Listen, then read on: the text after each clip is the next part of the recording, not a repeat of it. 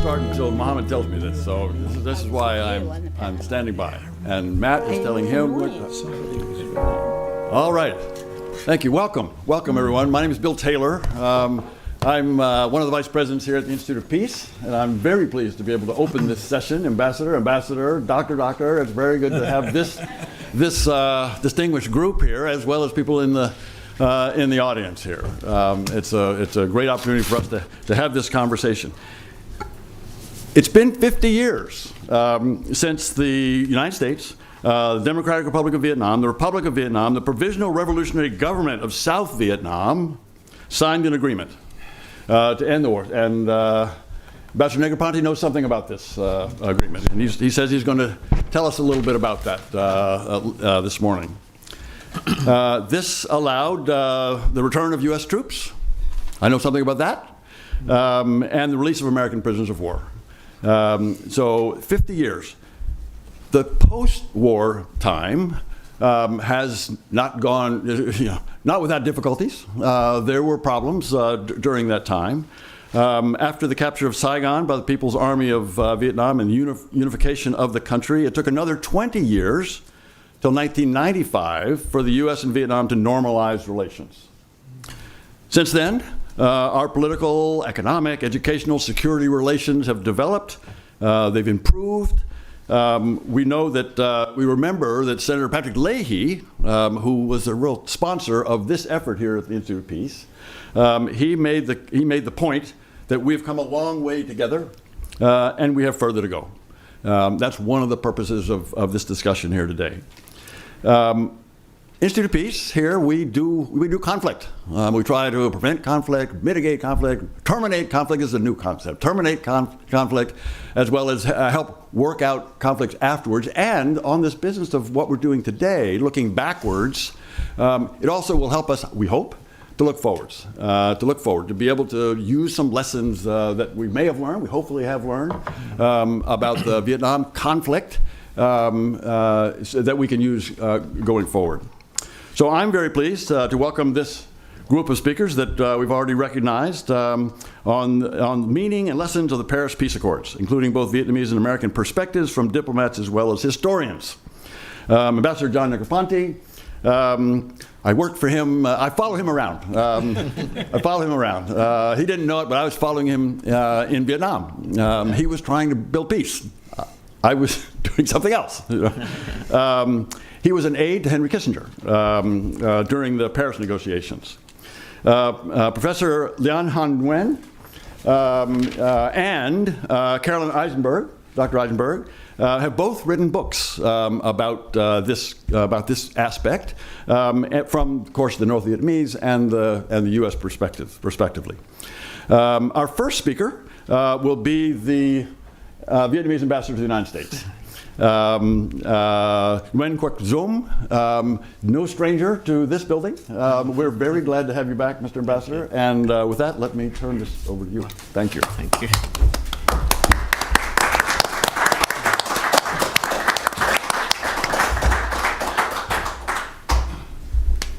Thank you so much, and very good morning to all of you. And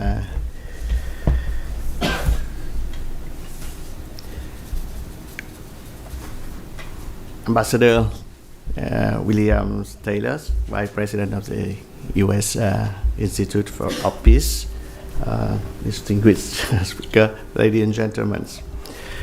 First, I wish to thank the U.S. Institute of Peace for inviting me to speak at this significant event today.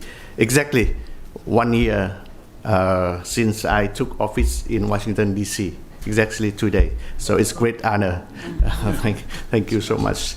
And I also acknowledge and appreciate the USIP for its active role and dedication in promoting peace, reconciliation, and post-war settlement in places around the world, including Vietnam, over the years.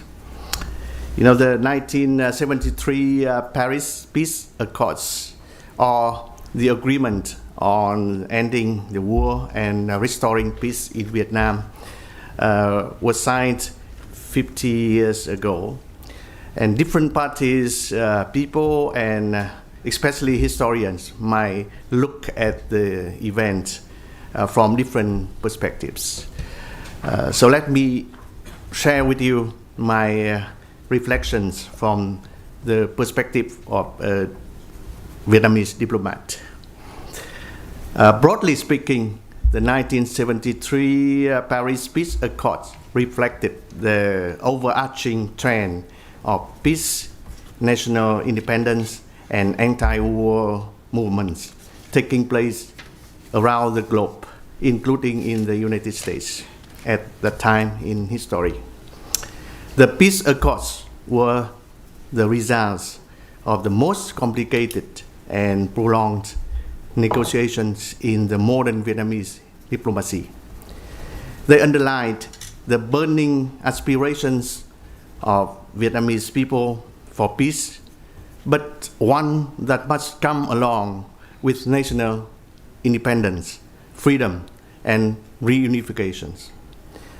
While reflecting the dynamics on the battlefield, the accords were also the products of the able negotiators who skillfully snatched the golden opportunity. And Ambassador John Neocorte, who is present here with us, was then the assistant to State Secretary Henry Kissinger, was one among them. But we should also acknowledge that above all, the long-awaited accords arrived at the expense of millions of the Vietnamese lives. For the parties concerned, the accords were a critical milestone. For the United States, they marked the end of its direct engagement into the most prolonged war of the 20th centuries, the controversial conflict that took its toll and deeply divided the US society. For Vietnam, the accords ended our direct confrontations with the United States on the battlefield, paving the way for the subsequent reunifications, reconstruction, and development of our countries into where it is today. For the entire society, for the entire Southeast Asia, the accords were a key to ending the confrontations between the two blocs, enabling ASEAN to grow and expand into a strong and united associations, a comprehensive strategic partners of the United States, and a key player in the Indo-Pacific architecture that we see today. For the Vietnam-US ties in particular, the peace accords closed behind a sad and painful chapter in the history of our bilateral relations and opened up a pathway towards better mutual understanding and reconciliations, although it took much time and great efforts to get there. The two countries normalized relations in 1995 and defined the comprehensive partnership that we will together celebrate its 10th anniversary this year. Without the peace accords that ended the war 50 years ago, I'm not sure whether we can enjoy the Vietnam-US relations that are extensive and substantive as they are today. You see, Vietnam has become the US 7th largest trade partners all over the world. Yeah? As a two-way trade turnover exceeded $130 billion last year. And our close people-to-people ties are being reflected by the 30,000 Vietnamese students in schools and universities across the United States.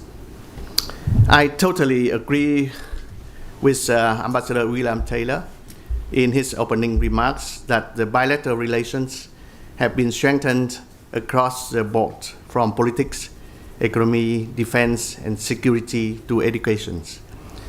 Assistant State Secretary Daniel Crittenbrink once said, and I quote, "The sky is the limit for the US-Vietnam partnership. So I agree with that as well, and I believe that our bilateral relations are excellent 50 years after the peace accords, and there is still much room for it to grow to new heights. So, ladies and gentlemen, looking back at the Paris Peace Accords and the past 50 years journey, I think there are several major lessons that we can learn from. First, the success of diplomacy helps end most of the wars and conflicts. Of course, the results of negotiation reflect the dynamics in the battlefield. However, if the parties can engage in diplomatic dialogues with good faith and with a humane spirit that goes beyond hatred and selfishness to find solutions meeting their respective legitimate interests, then that would be the essential condition to ending their wars and conflicts, and thus saving hundreds, thousands, or even millions of lives. That lesson remains relevant in our world today, where devastating conflicts and unnecessary wars are still taking place. Second, preventing a war is hard, but it is worth the try rather than going into a war and then spending decades to settle its consequences. To preserve peace and prevent conflict, countries, especially bigger ones, need to know the history, the deep aspirations and legitimate interests of smaller ones.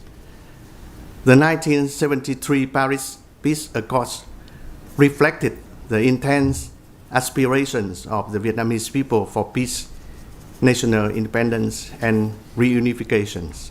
So I'm certain that if the then American leaders had understood the Vietnamese history and the deep aspiration of the Vietnamese nations, they would not have decided to engage into that war.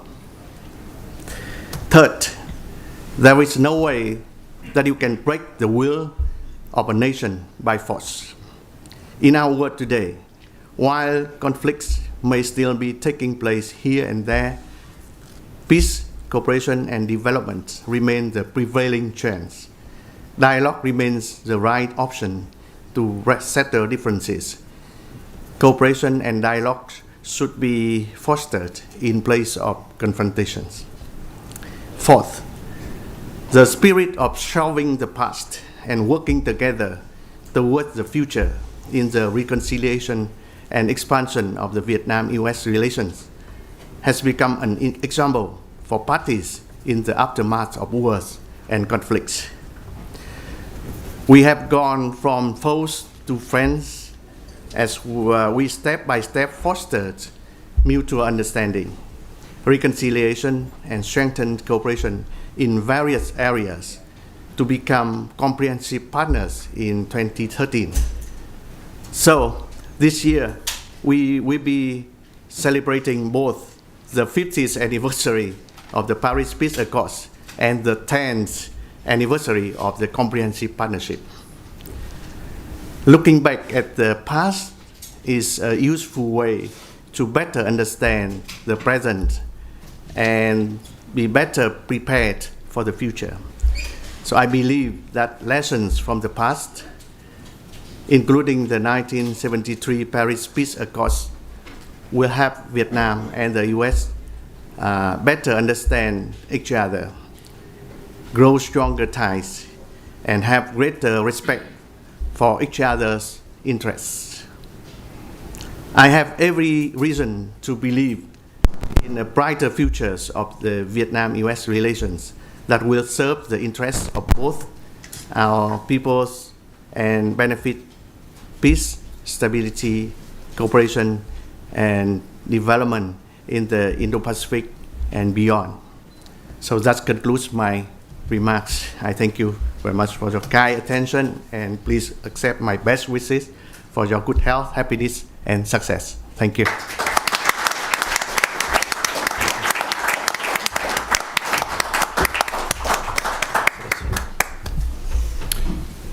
Many thanks, Ambassador Zutphen, for those reflections which link the history of the Paris Peace Accords with the present day of U.S.-Vietnam relations.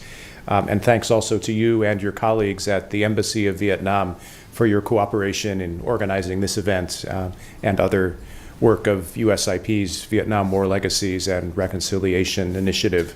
I'm Andrew Wells Dong. I've worked on that initiative now for a year and a half at USIP. So it's great to see you all here today. And it's my responsibility to introduce our remaining panelists. So first, to start with Ambassador John Negroponte, whom Ambassador Taylor already introduced in part. He has an extensive diplomatic and national security career that started in Vietnam, in Hue, and then he was the Vietnam office director at the National Security Council during the Nixon administration. So was an assistant to National Security Advisor Kissinger at that time, supporting the peace talks with Vietnam. Subsequently, he's been ambassador to Honduras, Mexico, the Philippines, the United Nations, and Iraq. And his most recent position was as Deputy Secretary of State under the George W. Bush administration. And since 2009, he's been teaching at multiple universities and at McLarty Associates here in Washington. Ambassador Negroponte has been described as the last American diplomat, which I really hope is not the case. Me too. Welcome to USIP, Ambassador. It's great to have you. Thank you very much. I know I'm not the last American. I guess it sounded like a catchy title to the author. Ambassador Taylor, sir, thank you very much to the Institute of Peace for organizing this symposium on the 50th anniversary of a very important accord signed between the United States and Vietnam. And thank you, Ambassador, for your comments. The ambassador mentioned that, you can look at the Vietnam War and the peace from many different perspectives. And I want to tell you, I have held almost all of them in my life. I think we've all had, and those of you who lived during the war know that both endless nocturnal debates we used to have, those of us serving in Saigon, and the endless internal debates we had within ourselves about what we were doing and whether we were doing the right thing. And I have some of the letters that my parents received from me during that time, and I see that I have seen that I espoused every which view about the conflict at one time or another. I was a neutralist, I was a pacifist, I wanted to bomb the heck out of North Vietnam, on and on and on. I guess as you go on in life, your views tend to firm up a little bit more, and I probably have a more consistent perspective today than I did at the time. But I want to mention a couple of historical points before I talk about the accords themselves.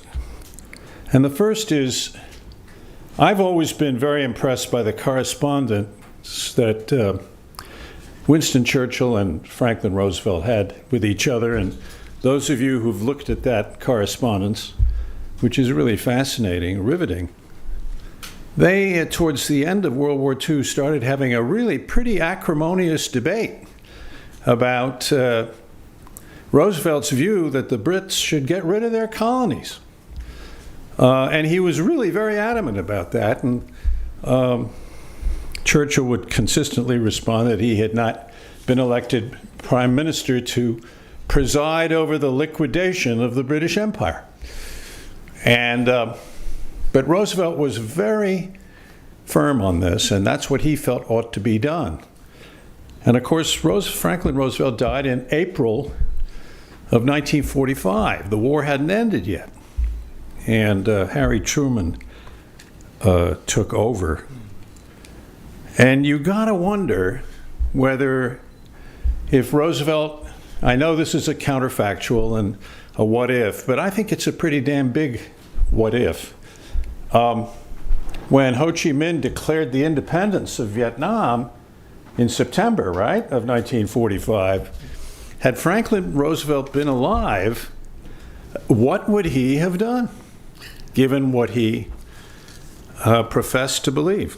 So I just want to leave that one out there and then contrast it with what Harry Truman actually did, which was to listen to the all-powerful and not that revered institution by others in the State Department, the European Bureau, and which was powerful then, and it's always thought of itself. I remember one of the assistant secretaries saying once, "We're the only global bureau," and that was in recent times. And they advised Mr. maybe it was Atchison at the time, or Marshall, I can't remember whom, the Secretary of State and Harry Truman, that we should, the French really needed a lift for their morale. They'd suffered so much during World War II, and we should help them by helping transport troops back to the colonies. And so we helped the colonial powers restore their authority in Vietnam after World War II. And so I always felt that that was a pretty important turning point. The other historical reflection I'd like to make is when the Berlin Wall fell and then the Soviet Union collapsed. I was ambassador to Mexico at that time, and I was having a reception at the embassy, and the famous Mexican author and philosopher Octavio Paz was one of our guests, and I was in a bit of a celebratory mood about what had happened to the Soviet Union and stuff, and he looked at me very seriously and said, "Yes, but you know, history never stops." And that's true, history doesn't stop. And so while I agree about studying the lessons of history, I'm all for that, but we just have to remember also that it goes on. And it has amazing, and I think sometimes wonderful twists and turns, and things that just looked impossible 50 years ago are very possible today. And so we should always keep our eyes and our minds, I think, open to the possibilities that exist within relationships. And for all the frustration and I think, candidly, unhappiness that I felt at the time of the Paris Peace Accords, I have been somebody who has applauded the development of U.S.-Vietnam relationships during the period of normalization. I was one of those, like some of the famous senators, John McCain and others, Ambassador Peterson, who were advocating for, getting over it and let's establish relations as soon as possible. Let's not hold grudges, which the United States does do quite well sometimes. I mean, we've held a grudge against Fidel Castro and the Ayatollah Khomeini for an awfully long time now. And we seem afraid and hesitant to explore what the possibilities might be of some kind of other relationship. Now is probably not the time to advocate for relationships with Iran, but I think you get my point. We can hold grudges for a long time. So I was in Vietnam from 1964 to 68, working at the embassy, working at the consulate in Hue. It was my second assignment, actually, to the Foreign Service. I'd been in Hong Kong. I got to travel over much of the country, especially central Vietnam. Got to know it quite well. And then I left Saigon in early 68. I left 3 weeks before the Tet Offensive. I had no inside information. I just happened to have left 3 weeks before then. And that was another turning point, if you will, because General Westmoreland made an incredible error. I mean, nobody ever really points this out. But in the wake of the Tet Offensive, he asked for 206,000 more troops to be sent to Vietnam. Now, I think that was one of the most foolish messages that was ever sent to Washington headquarters. And imagine if Bill Westmoreland had sent a message saying, Mr. President, we have dealt a very significant blow to the Viet Cong of South Vietnam. They're practically decimated for all practical purposes. And I think you can now safely withdraw 200,000 troops from this country. I think that recommendation would have entailed very, very little risk for the United States strategy at that time.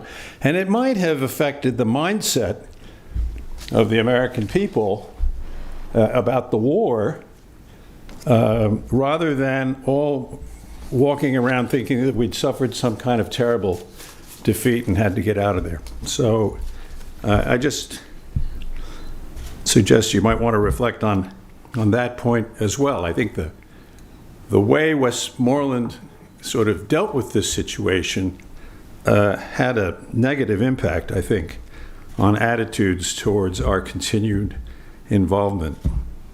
My debate or quarrel with, when I have that little internal argument inside of myself with our Vietnam policy during that time, was more with the way we fought the war than how we ended it. I feel that, and I attended meetings at the embassy in Saigon. We called it it wasn't the country team as we normally refer to the leadership of a mission. It was called the Mission Council. And both Ambassador Bunker chaired it, and General Westmoreland was a member of it. And I remember one year he gave a briefing on our strategy towards Vietnam, our military strategy, and he got up there on the blackboard and he described it. It was very clear, very simple graphic where he put, here are the People's Liberation Army in the north, here's American troops, the South Vietnamese army will defend the villages, and that's the way it's going to be. We'll do the brunt of the fighting. He really believed that the American troops should do the brunt of the fighting. And I walked out of that meeting scratching my head and saying, isn't that a prescription for a perpetual U.S. presence in Vietnam? And where is the effort to make the South Vietnamese forces more capable? And it took the advent of General Creighton Abrams to change that approach and develop the South Vietnamese army. And if you look at their performance, for example, during the Easter Offensive in 1972 and onwards, they made a very credible showing, much better showing than they would have made 4 or 5 years earlier. So, you could ask yourself, if we'd had a Vietnamization policy much earlier, could that have made a difference? And by the way, to me, the Vietnamization issue is one which carries over into our policies generally. And as Ambassador Taylor will attest, when he and I arrived in Iraq, we had zero money in our reconstruction budget to defend, to help develop and train and equip the armed forces of Iraq. Zero. And I said, something's really wrong with this picture. We had money for water, we had monies for creating a consumer product safety agency. We had, you can imagine every little pet project that anybody ever had on the civilian side, they had it for in that $17 billion reconstruction program, zero for the military. And the Pentagon at that time had no money in its budget for the Iraqi armed forces. And I pleaded with Washington, and I asked Bill, actually, to do a review the first month I was there, and we recommended to Washington, as a consequence of that review, to reprogram $2 or $3 billion to the training and equipping of the Iraqi forces. And for me, that was a direct lesson from Vietnam, if you're talking about lessons learned. Just a little bit about the peace process, which I was involved in really at two different stages. The first was with Ambassadors Harriman and Vance when Lyndon Johnson selected a delegation to go out to Paris in May of 1968. And I was part of that delegation. Philip Habib, who was a very revered Foreign Service officer, was the senior career person on the delegation, and he asked Dick Holbrook to pull together the rest of the team, and Dick and I were good friends and knew each other well, and he asked me to be part of the team. And so I went out there, and I was there for about a year and a half, from May of 68 to, well, actually about 14, 15 months. And I was there for the phase which led to the halt of the bombing in November of 1968. And that it's the next lesson about negotiations. And it happened again in 1972. It just, some interesting coincidence always caused the North Vietnamese to make their critical proposals on the beginning of October of a presidential election year in the United States. Now, I can even remember Le Duc Tho pulling his paper out of his tunic and telling Dr. Kissinger in October 7th to be exact, of 1972, "You're in a hurry, aren't you?" You won't find that in any record, I'm sure, but that's what Le Duc Tho said. We tried to, Dr. Kissinger followed the script that I think North Vietnam hoped he would do. And that happened in 68 as well, and we ended up with the bombing halt over North Vietnam. Just one insight about those talks, just to give you a little bit of a flavor of the way, I'm not, obviously he wasn't a typical American. Averell Harriman was a billionaire, but how they thought about Vietnam. Harriman had spent his World War II as Franklin Roosevelt's representative in London, and then he went to Moscow to be the envoy to Joseph Stalin during the latter part of the war. So he always talked to the Vietnamese delegation about Stalin. And I'm not sure they really cared to hear that much about Stalin. They were always expressionless whenever he talked about Stalin. But he had sort of Stalin on his mind when he was talking to, and I'm sure he was trying to show that he had credentials for dealing with a communist regime. I mean, that was clearly his message. But it went a little further. And he called me into his office one day. We were in the embassy building in Paris. And he took several hundred francs out of his pocket. And he said, "John, for the next tea break, we had rented a safe house out in the suburbs of Paris somewhere. I can't remember. I was involved in finding the safe house. But he said, John, for the next tea break at our secret meeting out in the suburbs at the safe house, I want to serve them caviar."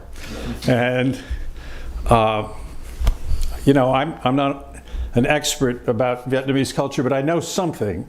I said, "Well, Mr. Ambassador, that's fine." And I said, "Please, let's serve caviar, but we better also have something sweet at the tea break." And so we also bought some very nice cakes and this and that. And I was doing my little catering job there for Averell. And I went down to the caviar store and bought the caviar. And then I bought cakes, and I remember Harriman watching at the tea break what the Vietnamese delegation ate, and of course they all ate the sweet cakes that we had served them. And it was I was the winner in the situation because I love caviar, and but that was just a little vignette. The one thing I'd say about the Paris talks is that the title, and the ambassador read the title, it's the agreement to end the war and restore peace to Vietnam. We're very good at using euphemisms, right? Now, you know what that agreement was. We all know what it was. It was a withdrawal agreement. That's all it was. It was a withdrawal agreement, pure and simple. And it was not what the title the ambassador read, because that happened afterwards, right? If I remember correctly. Certainly, the fighting wasn't over. And I chuckled to myself because when we negotiated the status of forces agreement with Iraq at the end of the Bush administration, when it was over, I called up Chet Crocker. I said, Chet, you've done exactly the same thing we did in 1973. You've signed a withdrawal agreement from Iraq. You remember it provided for withdrawing by the end of 2011. And that's really all that agreement was about. So we have a way sometimes of euphemistically describing the kind of agreements we enter into. And I hope we weren't under any illusion. And I do, if nothing else, I would fault Dr. Kissinger for writing a book called Ending the Vietnam War, because he did not end the Vietnam War unless you want to give him credit for having created the opportunity, I would argue, the certainty for Hanoi's ability to bring the war to a rapid conclusion in their favor. All that said, there's been a lot of water under the dam since. I couldn't agree more that I don't know if the sky is the limit when Mr. Crittenbrink uses that phrase, but we have certainly come a long way in the relationship. We may have started a bit late. I think the 1990s was late. We could have probably done it 10 years earlier if we'd seen fit. But I think it's a good thing. I felt the same way about North and South Vietnamese. I mean, I like the Vietnamese people a lot. I think I would say I even love Vietnam. I think it's a wonderful country. And I think it suits United States interests to develop that relationship the very best we can. Not only for geopolitical reasons, and those do exist, but I think also just intrinsically, I think it's in our interest, and I think it fits very well also with our interest in cultivating, nurturing, strengthening the best we can our relations with the 600 or 700 million people who live in the 10 ASEAN countries. So I think it's a part of the world that makes a great deal of sense for the United States to pay attention to, and I think it behooves us to do that. Thank you very much.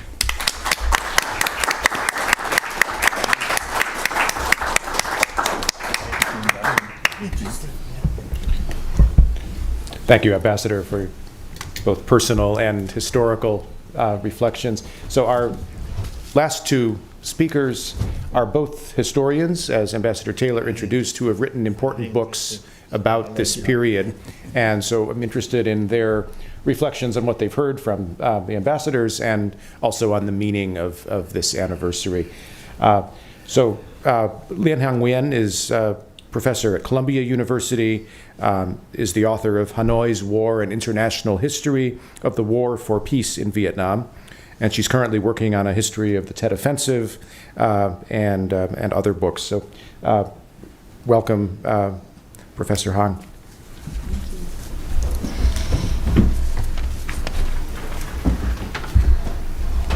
Okay, so it's going to be hard to follow two amazing ambassadors. So I'm going to try.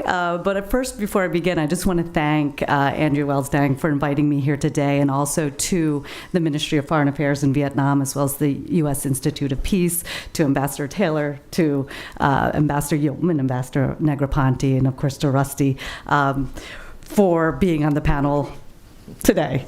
Sorry, I call her Rusty. She goes by. So in following up, after the two ambassadors and being born a year after the Paris Agreement, I can neither say I lived through this, so I don't have these great anecdotes that Ambassador Negroponte had, nor was I from the Democratic Republic of Vietnam. I was born in the Republic of Vietnam, so hail from the South. So my brief comments today really do come from this vantage point as a historian, as someone who is judging the history. And it's a kind of interesting position. I explain to my students, you are a judge when you are a historian. You can reflect back upon these events and assign judgment evaluation to the events. And coming here today, when Andrew told me what this was going to be about, I'm like, why are we commemorating the Paris Agreement to end the war and restore the peace, as Ambassador Negroponte had just said, and Ambassador Yum had read out the title? Because it did neither. It was just a withdrawal agreement for the United States. So why is it then should we mark this occasion? Because it failed in both of those objectives. And of course, the war didn't end until 1975 with the fall or liberation of Saigon. So it's an interesting exercise that we're doing today. But when I teach this, then I'm like, okay, so why did it fail? And I think I have a few reasons, and I would love to discuss this because I do see many other historians in the room, as well as participants, as well as, most importantly, I think also the MOFA, the Vietnam Foreign Ministry, because one of the things that I think we can all agree upon is this, what Ambassador Yum put forward today and representing the Vietnamese government is a very positive spin on just the sort of penultimate end to that war. And that takes a very, very, for the winning side to be able to do that, despite the millions who had died as a result of the Vietnamese Civil War, and particularly American military intervention. I applaud that positive history, but I think I would just say, no, we need to judge it in a much harsher light. So why did the Paris negotiations fail? Well, think about it structurally. So there are these public talks, four-party public talks that included the United States, the Democratic Republic of Vietnam, the Democratic Republic of Vietnam, and eventually the Provisional Revolutionary Government. So those were open. They were very well covered by the international media. We all could track the progress or lack of progress of those talks. But it didn't matter what transpired at these public proceedings. It was really these secret bilateral talks.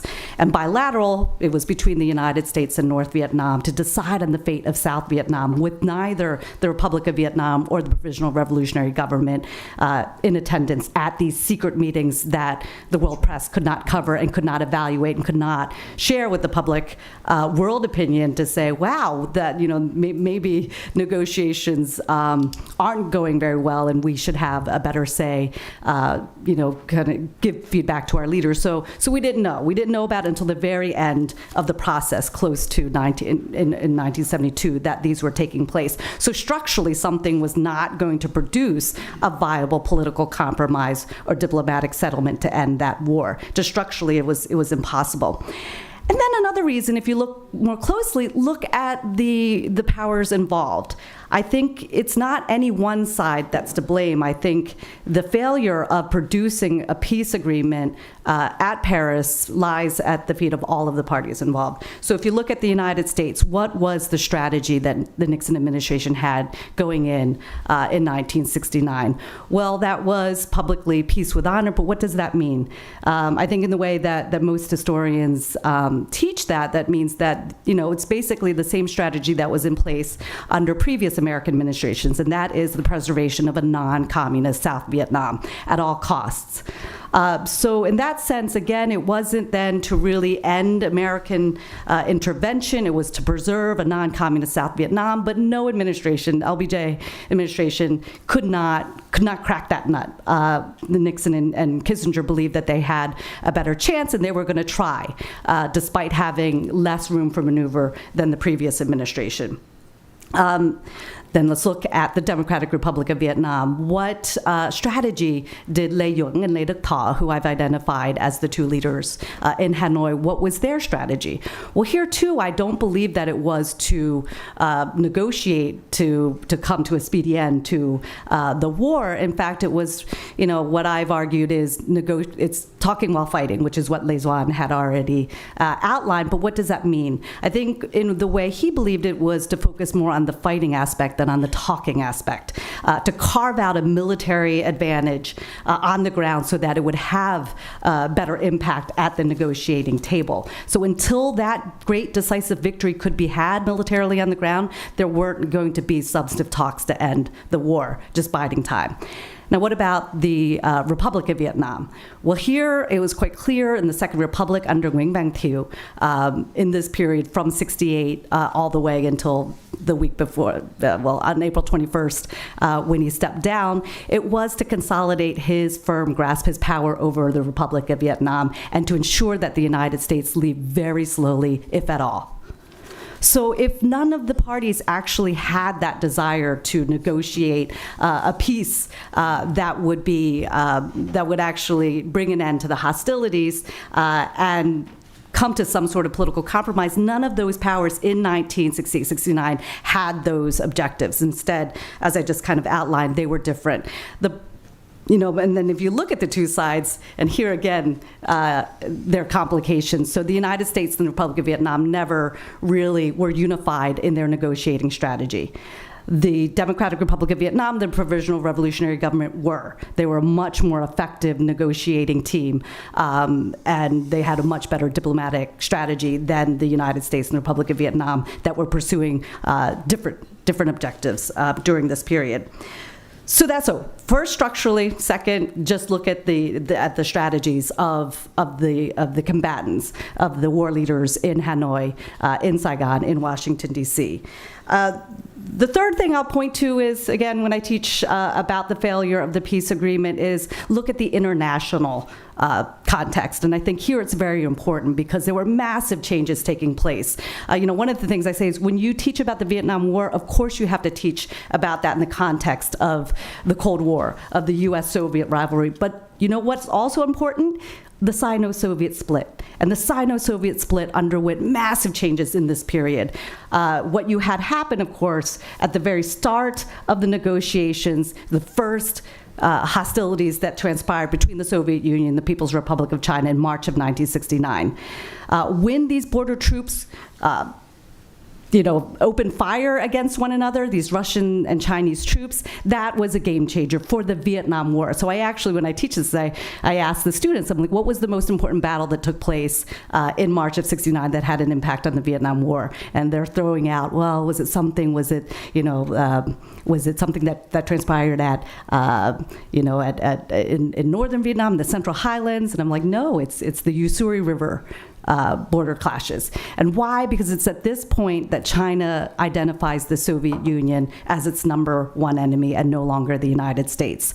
So what you have is the beginning of the seeds being planted for Nixon and Kissinger's superpower diplomacy to actually yield fruit because of these massive changes taking place in the international proletarian movement and to the Sino-Soviet split. It becomes bloodier. So for the first time, the U.S. administration can actually square the Sino-Soviet Vietnamese triangle, which was already a very difficult juggling act that Hanoi leaders had to perform even prior to March of 1969.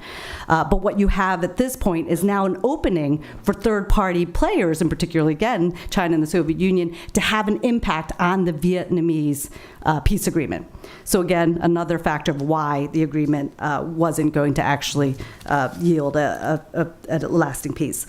Another element, of course, is look at the fighting on the ground. What transpires between 1969 all the way to 1970 and 73? You have, again, while Operation Rolling Thunder, so sustained bombing has ended, Nixon still has the ability to bomb North Vietnam, and he's holding that very valuably and close to him in terms of having a strategy to really carve out that military advantage and to bring North Vietnam to its knees. So they're still bombing in there, and of course what we saw is Operation Menu. And so what you have with Operation Menu, and then also in the expansion of the ground war, you have the regionalization of the Vietnamese war. Yes, Cambodia and Laos were always intricately involved in the Vietnamese war effort. They couldn't escape what was happening next door, but you have the official regionalization of the war with the joint U.S. ARVN incursion into Cambodia, and then, of course, Lam Sung 719. So the war isn't winding down. In fact, it's expanding beyond the borders of Vietnam. Beyond the bombing, the secret bombing, beyond the regionalization of the Vietnamese war, you're also going to have the largest ground offensive that the North Vietnamese are going to undertake since the Tet Offensive. And of course, that's the 1972 Spring-Summer Offensive, also called the Nguyen Hue Offensive, also called the Easter Offensive. So again, why are we discussing this protracted peace negotiations when, again, what it amounted to at this point was just another theater of battle, another place to buy time or to find an advantage when the armies could actually duke it out on the ground. And then finally, I'll just point to it again when I teach this. Look at just even the final stretch leading to late January of 1973. So right after the Easter Offensive, I've argued in my book that in the summer of 1972, with the failure to retain Quang Tri, this is what prompts Lê Duẩn to kind of do a 180 on his negotiating or his diplomatic strategy, and that is no longer, look, we have to remove two, and the United States has to withdraw at the same time. They cannot be separated. Well, at this point in the summer of 72, he's like, no, we'll negotiate the Americans out. We'll deal with two later. In addition to that, you also have, of course, and this is what Ambassador Negroponte, while the North Vietnamese always did kind of bring out something in October of a presidential election, U.S. presidential election year, so too did the Vietnamese. So did the South Vietnamese, I'm sorry. In the fall of '68, that was to reaching out and corresponding, not reaching out. There were actually many channels to the Nixon team, and that was to hold out. But he didn't need to be told to hold out and not send a delegation to Paris. He would have figured that out anyway.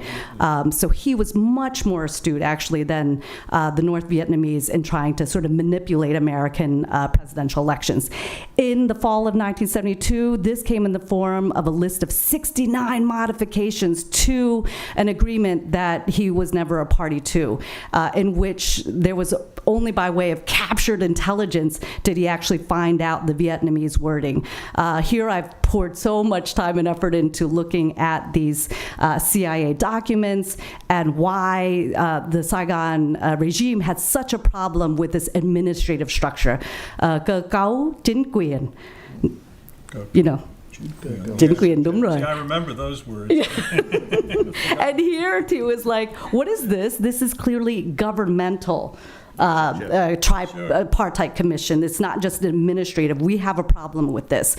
We can discuss as a group what Kissinger knew or what he didn't know, but just in that, this is the level of mistrust and lies and suspicion was just at such high levels, so much so even between allies and enemies that I don't see how an actual peace could have been produced by January 1973. And of course, the most important one was right before the signing. There is a massive bombing campaign that kills 2,000 North Vietnamese during the Christmas bombing that leads right to the signing that basically just afforded the same agreement that could have been had in October of that year. So again, all these barriers to why the Paris Agreement never ended the war or restored the peace, and I'm just pointing out a few of these reasons why, but I would love to discuss more, especially with this group. But I'll end with just, again, Andrew gave us some prompts, and he said, so should this be the basis for U.S.-Vietnam reconciliation or for other peace agreements. And I say, hell no, because I think it's a bad model. And fortunately, despite the fact that there is the 1973 Paris Agreement to end the war and restore the peace, U.S.-Vietnam reconciliation still managed to get off the ground by the 1990s. What I hope is that we find maybe another historical example, and here I'll say, I don't know, this is, again, inspired by Ambassador Negroponte, trying to pull from my historical chops. I really liked teaching about the post-World War I era, and in particular, the spirit that gripped Europe to really abolish wars for all time, and that's the spirit of Locarno. And I hope that that reigns in terms of U.S.-Vietnam reconciliation, the strengthening of our comprehensive partnership, as well as, I would say, between Vietnamese abroad and Vietnamese in country, because I think that's really where we can have most of the important reconciliation efforts have to be made. It's really to heal those wounds of war between former Vietnamese who potentially were from the Republic of Vietnam, like myself, and the Vietnamese living in Vietnam today, that I hope the spirit of Locarno reigns over us as well. Thank you. That's great.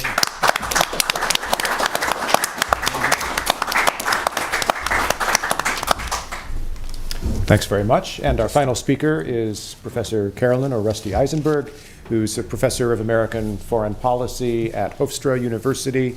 She's the author, most recently, of Fire and Rain, Nixon, Kissinger, and the Wars in Southeast Asia. We'll go a little bit beyond the 10 o'clock hour so that she has time to share her remarks.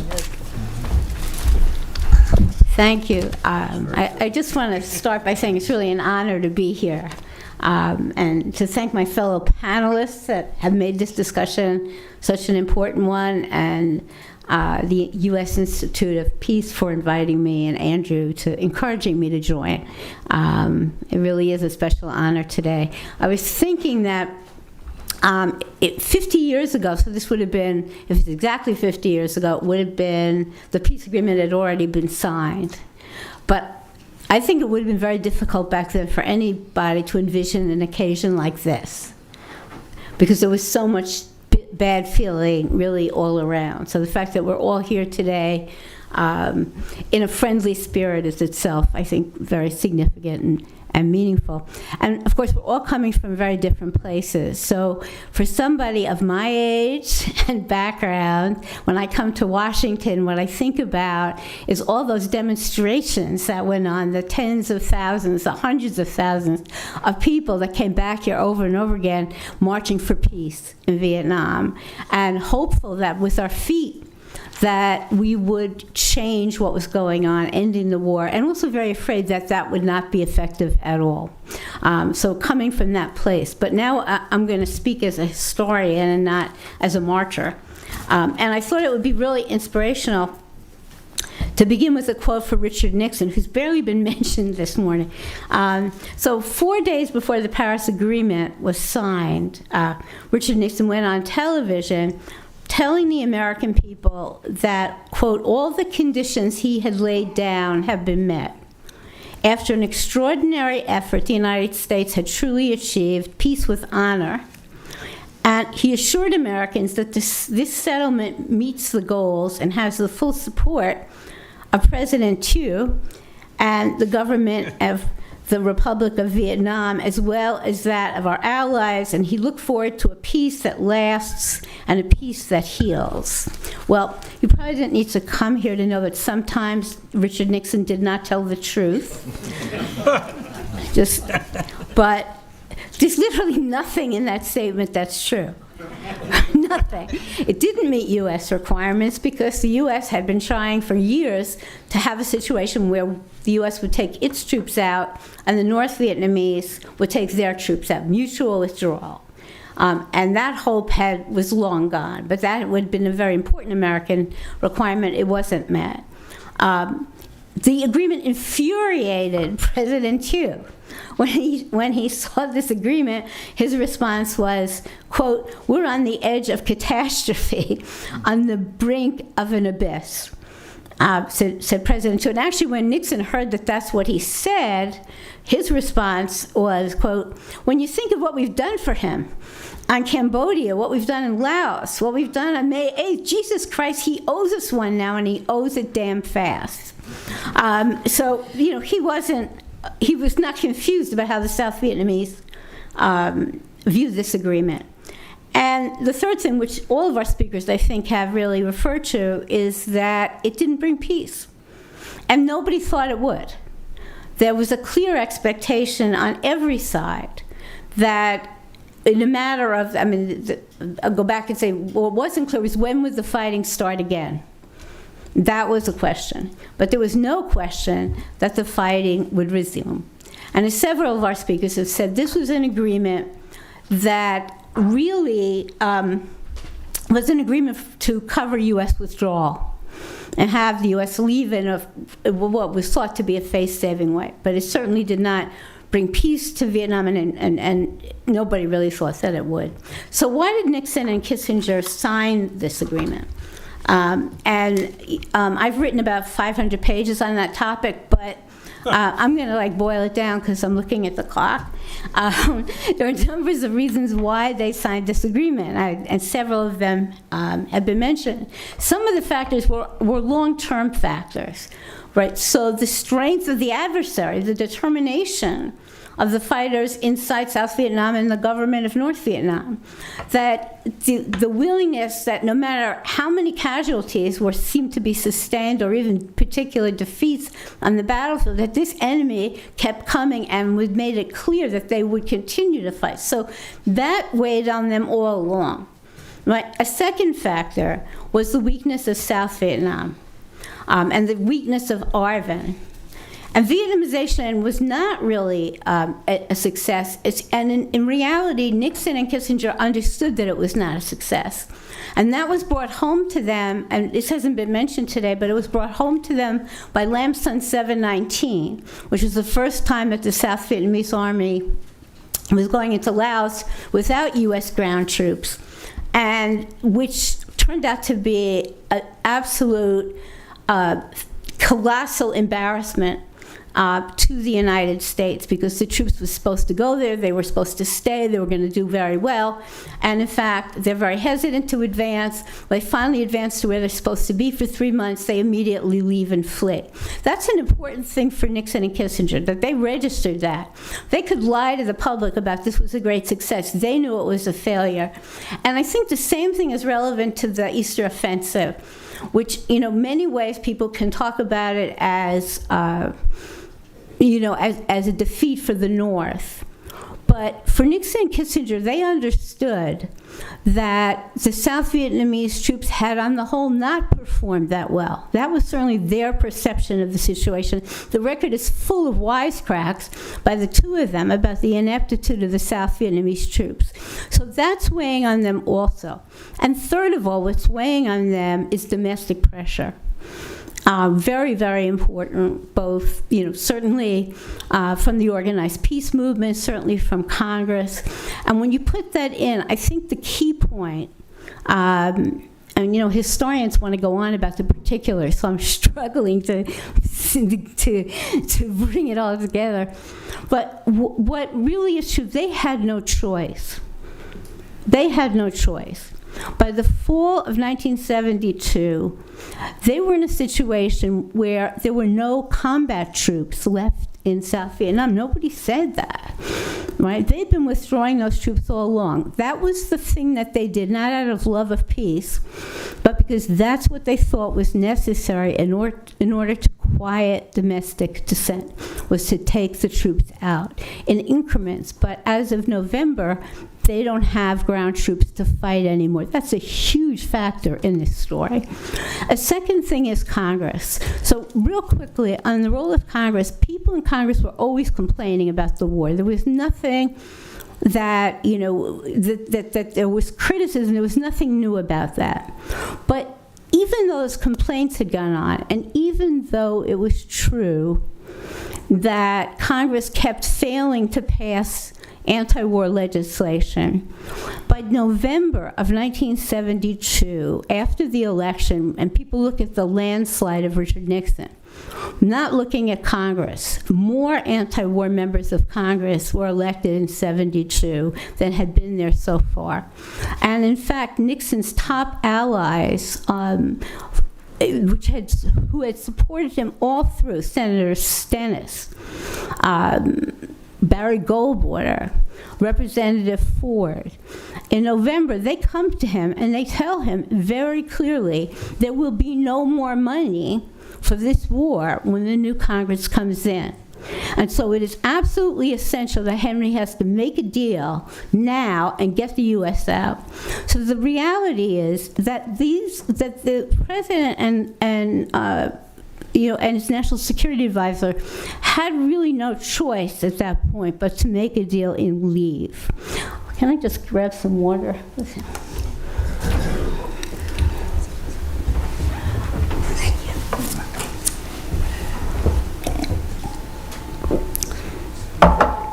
But in many ways, I think that the peace agreement, which isn't a peace agreement, the Paris Agreement is actually a sign of American failure, not a sign of American success, and not a sign of a commitment to peace either. Now, one of the things that historians are still debating and public figures are still debating when they talk about the Paris Agreement is, was this a betrayal? Right? Was this a betrayal? Is that really what this story is? We betrayed an ally. And in one sense, there's truth in that, in the respect that there was profound disrespect for the South Vietnamese government and for President Thieu, contempt for him. And they lied to him, and they tried to trick him into a kind of false understanding of what those conversations were. And when the South Vietnamese expressed unhappiness, by the time you're at that point, Nixon and Kissinger really didn't care. They were absolutely determined that they're going to make the agreement with or without South Vietnamese support. So in a narrow sense, you could say that's a betrayal. But I don't think it is. Well, I don't think that's the important betrayal. I think the important betrayal was the betrayal of our own people who we sent to fight over there, and the betrayal of the people of Vietnam, Cambodia, and Laos, that the United States kept pumping money and weapons into a war that went on year after year, where the end result from early on looked like it was going to be a failure. But for the most part, the lives that were expended in that conflict were not American lives. There were enough American lives, but then we get to the millions of people in Vietnam, Laos, and Cambodia whose lives were sacrificed in pursuit of really an American goal for their country. I think that's the big betrayal. And that sort of brings me towards one thing that I think is very important, which hasn't been said about on the American side, right? Which is, what did our country learn from this Vietnam experience? Well, they learned some things: get rid of the draft, put more restrictions on newspapermen. But was there ever a time where here in the United States we came to terms with the tragedy that we had created, that there was any reevaluation of the idea that the United States has the right to put troops in other countries, in other people's countries, that's fine, that's a problem? There was that understanding, that acceptance never really happened. And the reality is, I'm a university professor, so I get to talk to students all the time. And one of the things is that the whole tragedy of Vietnam has been really erased. I walked into class last week, and I asked my class, had anybody heard of My Lai? Had anybody heard of My Lai? No one had heard of My Lai. Nobody. And I'm using that, My Lai is obviously a very extreme case, etc., but I think it emblemizes the failure for there to be any rethinking or any appreciation in our country about the damage that a militarized foreign policy can cause for our own people and for foreign people. And so finally, I think, I'm very struck with the situation in Ukraine. And obviously, everybody who is looking at what the Russians are doing there is horrified.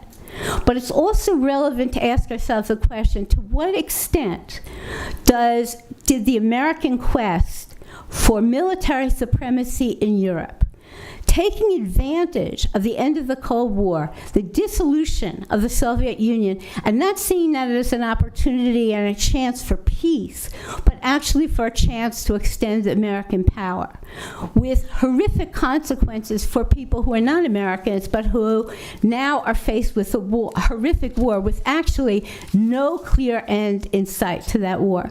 And in closing, I just want to comment very quickly about the situation in Asia, right? Because the lesson that American policymakers are drawing from what's happening in Europe and Ukraine is we need to do more to build up military power in Asia, to have as many allies as we can have, to have as many military bases as we can get. And we will call that security.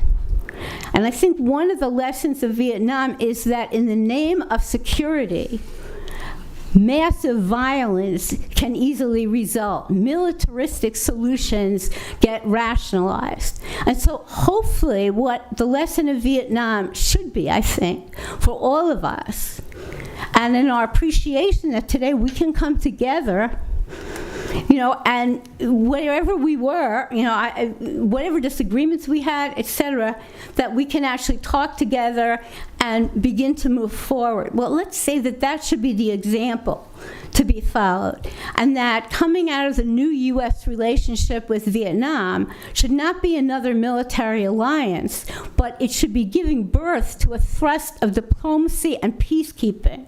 And if we move in that direction, we really will have learned the lesson of Vietnam. Thank you.